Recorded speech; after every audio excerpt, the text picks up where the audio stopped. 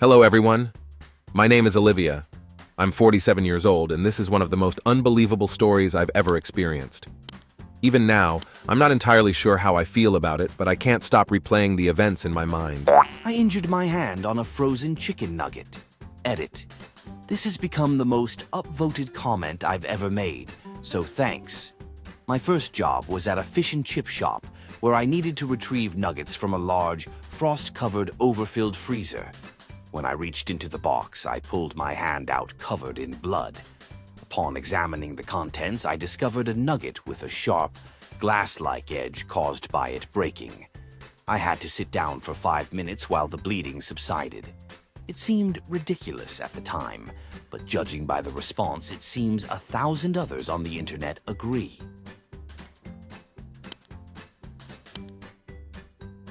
Where to begin? Once, while vigorously aerating my garden, I stabbed my foot with a garden fork. It hurt, but I assumed it would be fine. The following day, my foot was twice its normal size and an alarming shade of purple, landing me in A&E on an antibiotic drip, with extra antibiotics to take home and a tetanus shot. I also sawed my thumb with a bow saw and later, on the same day, chopped the same thumb with an axe. Luckily, I was a kid and not strong enough to do severe damage.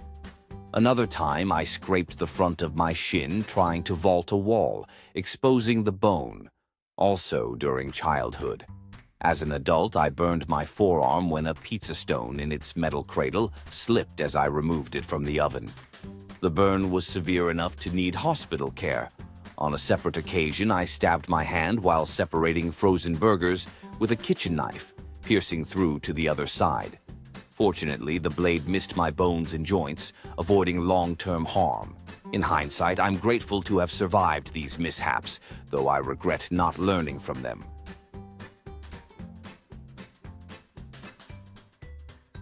On a lad's holiday, I broke my wrist while attempting to lean on what I thought was a fence, while chatting up 2 girls. It turned out to be a rope, and I fell 10 feet off a ledge onto the balcony below. A proper only fools and horses moment. I slipped a disc in my neck because my cat startled me. Another time, a gust of wind slammed an iron gate onto my head. I also had a wasp fly into my face while standing at the top of the stairs, causing me to fall down far quicker than planned. In an attic bedroom, I tripped over my own feet and tumbled 8 feet flat onto my back on the landing. While fishing, I botched a cast so badly that I hooked myself in the backside. I think I'll stop here, or this could become a very long list. After a few beers with friends following a 5-a-side Legends tournament in Manchester, I sprinted to catch a train.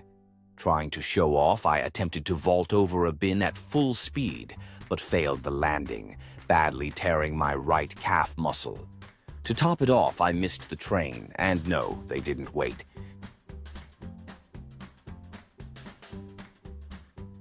While trying to remove a light fitting, I broke it and received an electric shock. I called an electrician and, to demonstrate the problem, foolishly touched the fitting again, getting shocked a second time.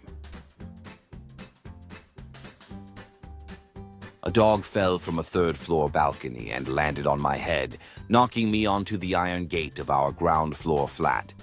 The impact fractured my jaw.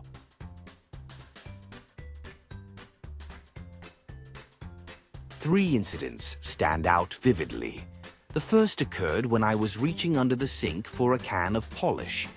I yanked my arm out too forcefully and accidentally hit myself in the face, leaving me with a black eye and a pounding headache. The second happened at work. I was hurrying to transfer cash from the register to the safe during a busy shift. After grabbing the money, I rushed to the coded door, entered the wrong code, and instead of stopping, walked straight into it. The impact gave me another black eye, caused my eyebrow piercing to bleed, and left me with a concussion severe enough to send me home. The third took place in college. A friend and I decided to skip class and bake a cake. While demonstrating how to safely scrape batter from the hollow part of my mom's electric mixer, my friend Kay, who was holding the mixer, accidentally turned it on with my finger still inside. Although my finger wasn't severed, I ended up with a large scar and permanent numbness on part of my left index finger. After our hospital visit, she joked, "Do you think we could still use the batter if we scoop out your blood?" No, Kirk, we could not. I'm ridiculously clumsy and fall down the stairs nearly every day. But these 3 moments stick with me the most. Once I flipped a loft ladder into the attic, lay on it and said, "Thunderbirds are go," before releasing the latch and launching myself out of the loft onto the concrete floor below. While running from the garden into the house, I attempted to leap through the patio doors, only to discover they were closed. My sister still laughs at how I bounced off them like something out of a Tom and Jerry cartoon. Another time, I was dancing alone in my room wearing a pencil skirt. I kicked one leg up high, but it knocked the other leg out from under me, and I landed flat on the floor. Thankfully, no one saw that. On a separate occasion, I removed a knife cover with my thumb on it, slicing straight through my thumb and causing it to bleed heavily. I managed to cut my hand with a brand new kitchen knife while unpacking it, ironically while enthusiastically talking about how sharp it was. While replacing an office strip light, I noticed the bracket had twisted. I poked my metal Leatherman tool into the live fitting, received an electric shock, and ended up punching myself in the face as a result. While removing the blade from a stick blender, I left it plugged in. My inner voice shouted, "Do not press the button," but somehow my brain interpreted it as "press the button," so I did. Thankfully, the blade got stuck on the bone and didn't liquefy my finger. I couldn't even bring myself to look at the damage until my wife calmly coaxed me into checking it. During a cricket match, I was returning from the clubhouse after tea when I tripped over nothing. In my attempt to protect the snacks I was carrying, I broke 2 fingers. At a friend's 18th birthday party in a nearby town, we decided to move the celebration from the pub to her house. While others took the winding path to the exit, I opted for a shortcut over a small 2-foot wall. Unfortunately, I didn't realize the drop on the other side was 8 feet. I landed awkwardly, broke my ankle, and collapsed in a heap. Determined it was just a sprain, I hobbled to her house, but by morning I couldn't walk and had to be taken to A&E by my mum. Both of my eyes were cut by paper when I was absent-mindedly brushing my eyelashes with the edge of a magazine while watching TV, for reasons I can't explain.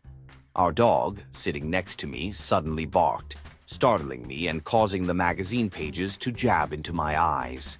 I'm fairly certain the doctor at the hospital was silently judging my lack of common sense. While changing clothes, my arm got stuck in my top.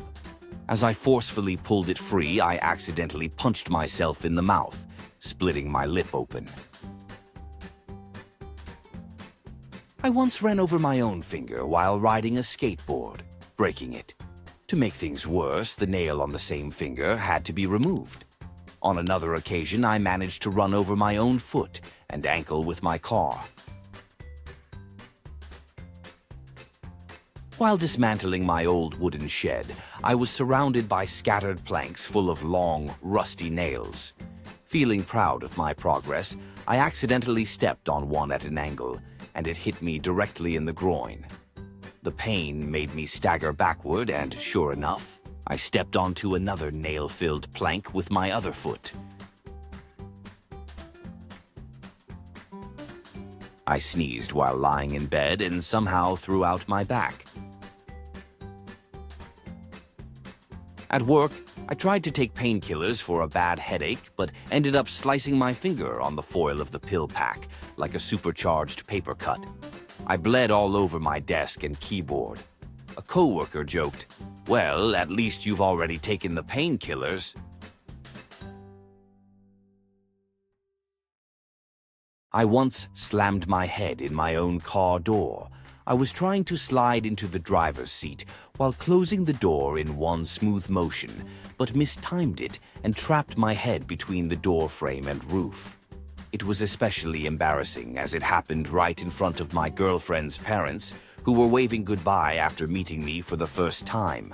I pretended to be fine, drove around the corner, and sat clutching my head, trying not to vomit.